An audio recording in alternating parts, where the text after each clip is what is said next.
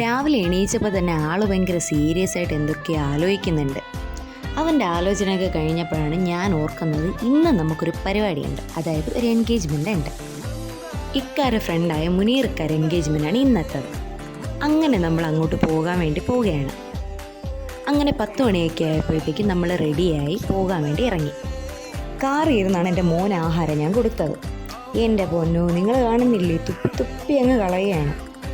അതിൻ്റെ ഇടയ്ക്ക് വലിയ വലിയ കഠിനമായ സ്റ്റെപ്പുകളൊക്കെ എൻ്റെ മോൻ ഇടുന്നുണ്ട്. ആള് ഭയങ്കര സുരേഷ് ഗോപിയുടെ ഫാനാണെന്നാണ് തോന്നുന്നത്.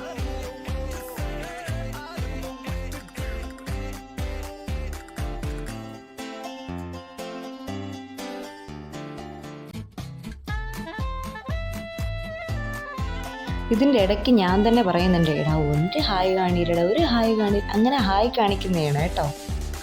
നമുക്ക് ഹായ് കാണിക്കാനാണെങ്കിലും ഡാൻസ് കളിക്കാനാണെങ്കിലും ഒരേ സ്റ്റെപ്പാണ്. അടുത്ത മാസ്റ്റർ പീസ് ഐറ്റമാണ് അവൻ്റെ ചിരി.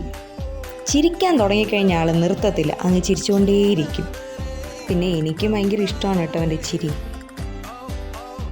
അങ്ങനെ കുറേ ചിരികളും കളികളും സന്തോഷങ്ങൾക്കും ശേഷം നമ്മൾ ഓഡിറ്റോറിയത്തിൽ എത്തിയപ്പോഴത്തേക്കും തിരക്കും കാര്യമൊക്കെ നിറയുണ്ടായിരുന്നു. പിന്നെ നമ്മൾ പെട്ടെന്ന് തന്നെ ഫംഗ്ഷനും കഴിഞ്ഞ് ഫുഡും കഴിച്ച് വീട്ടിൽ വന്നു.